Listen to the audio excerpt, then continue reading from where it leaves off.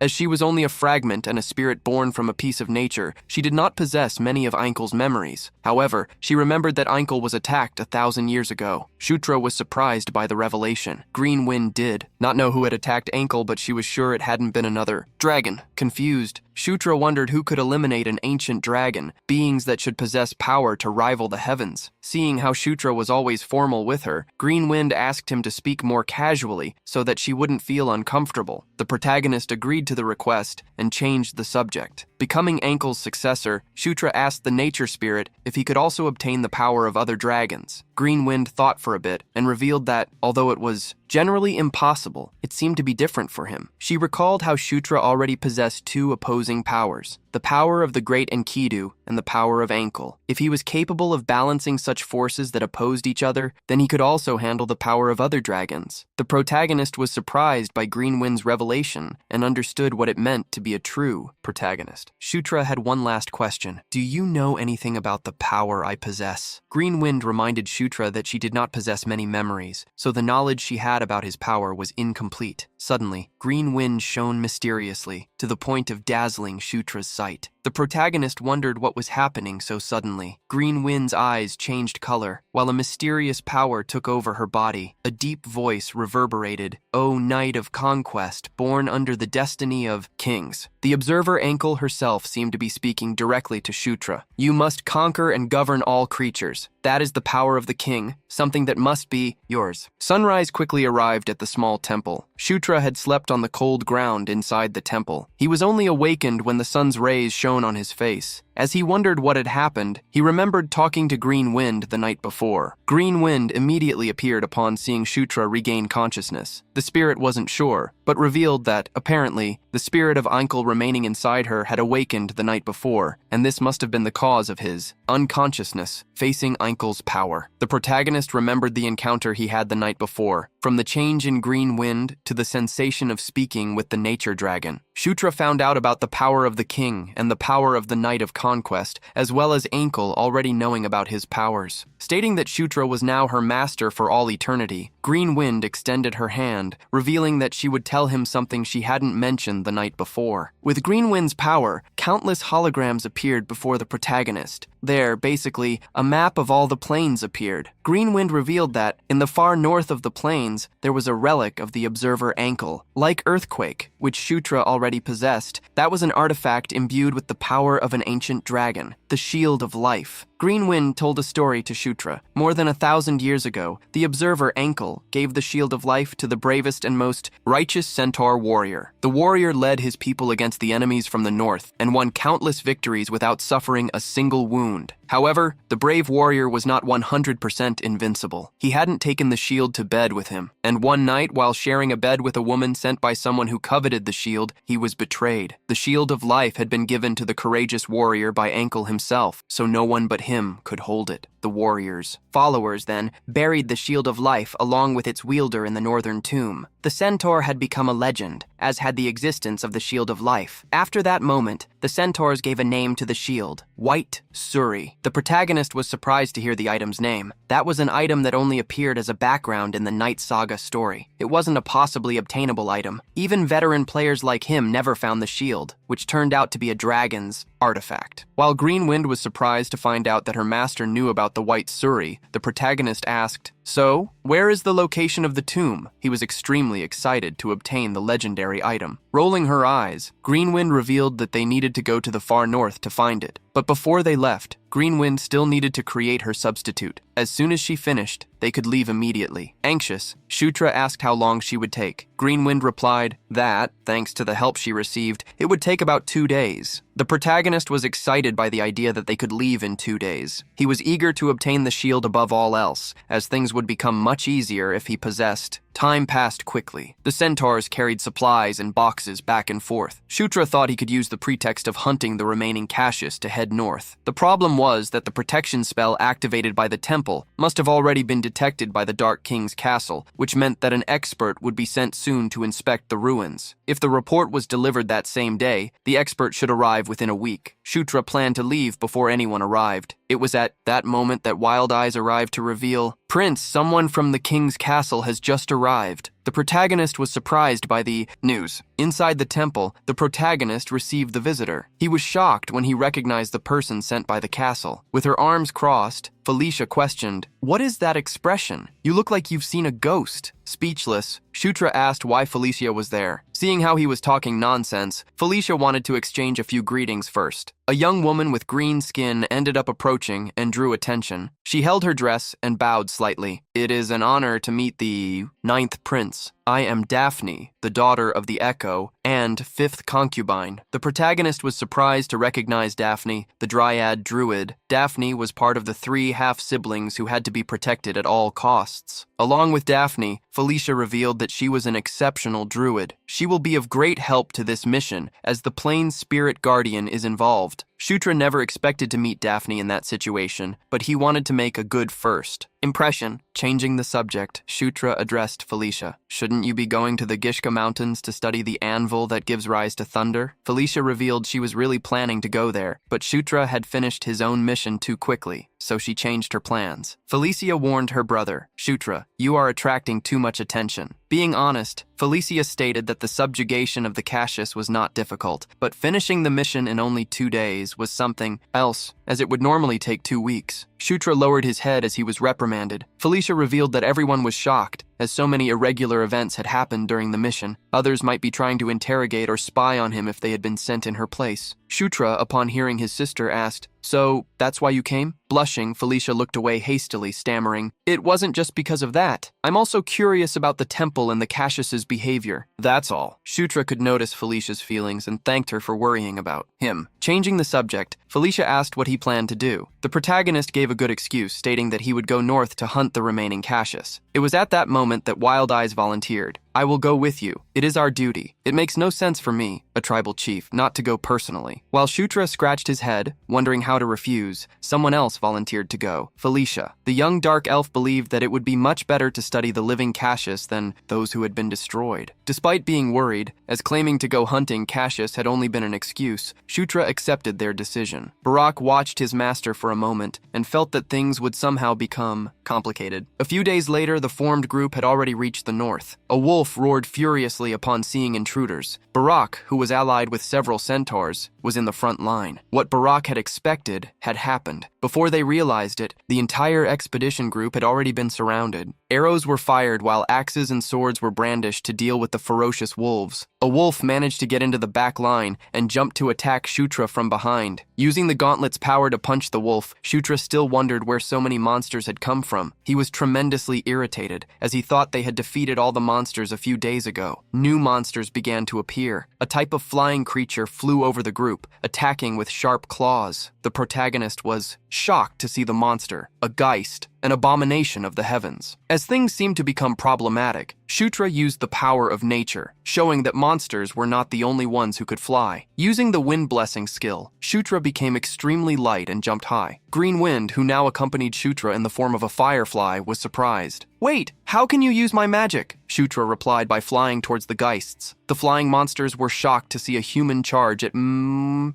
in the skies. Shutra used Explosion Fist to hit a still distracted flying monster. The punch sent the monster flying away, crashing into the trees. Smiling, Shutra provoked, "Stop interfering with my path and disappear." Green Wind seemed incredulous. The purpose of her existence had been corrupted. While the entire battle was happening, Daphne remained still in the middle of the clearing. The druid displayed an extremely frightened look. It was at that moment that a flying aberration appeared behind her, trying to grab her with its rear claws. A firm hand held Daphne by the shoulder at the last second and protected her. Barak used his large body to keep Daphne safe and knocked down the monster using his other hand, brandishing an axe. Felicia extended her hand, creating a necessary magic circle. With the power of the magic released by her, all the flying monsters fell, being buried all at once. When the battle ended, the sun was already close to setting. In that plain, an uncountable multitude of monsters lay on the ground after being killed. Unfortunately, among them were also some centaurs. Felicia looked around, asking Shutra to observe the faint purple aura that seemed to be around the monsters. Now that Felicia mentioned that energy, Shutra managed to perceive its existence. Felicia revealed to her brother that this was caused by a curse. They become stronger because of that aura, but their life force is drained equally. Also, the emotions they feel are clouded, which is why such a thing is called a curse. Felicia summarized everything she had said. This means someone is controlling them. The protagonist was surprised, as he had previously defeated the monster that seemed to be manipulating the entire horde. Barak entered the conversation, drawing the prince's attention. He showed how Daphne had been tense throughout the battle, which meant that this must have been her first time witnessing something so terrible. The protagonist realized it was true. Daphne seemed to have no experience in battles. Daphne was trembling, hugging herself while murmuring, "I can feel the fear of the spirits." The sinister power intensifies as we advance north. Green Wind approached Shutra. "My lord, I also feel a sinister energy coming from the north. There must be an entity that is the source of this aura." Felicia revealed that she believed they would discover more if they went north. Hearing her desire, Wild Eyes asked if they wouldn't like to check the observatory tower in the north. Shutra only planned to retrieve the white suri, but things had become complicated. In the end, he agreed, and so they left before the sun set. When night fell, the group reached a giant tower amidst the trees. As soon as they climbed to the highest point of the tower, they could see. There was a large army of monsters gathered in the forest, about 200 to 300 of them, all around, a massive amount of energy. Felicia frowned, believing that the only being capable of gathering so many monsters must be an undead, and being high-ranking, it could even be a lich. Suddenly, Daphne fell to the ground, sitting down due to the shock. Barak hastily tried to find out what was happening. Daphne reassured him, but Felicia knew what was going on. Daphne had felt the sinister energy at a very short distance and remembered how deeply affected she was, as she was a half-dryad. Felicia didn't believe they had enough strength to fight a lich, so she wanted them to retreat. However, before they had the opportunity to do so, Felicia felt a shock. An extremely disturbing energy was approaching. Felicia's eyes narrowed in surprise. While Shutra was asking who was approaching, a notification appeared for him. A map opened, showing their position in the forest and how countless monsters were beginning to gather around them. Barak quickly called Shutra's attention. He could see something flaming flying towards the tower in the distance. The protagonist gritted his teeth, shocked. He quickly shouted, "It's a trap! We need to get off the tower!" The tower was hit by the fireballs and began to collapse. Barak screamed in panic, as did other centaurs. In the sky, a group of monsters flew surrounded by dark energy.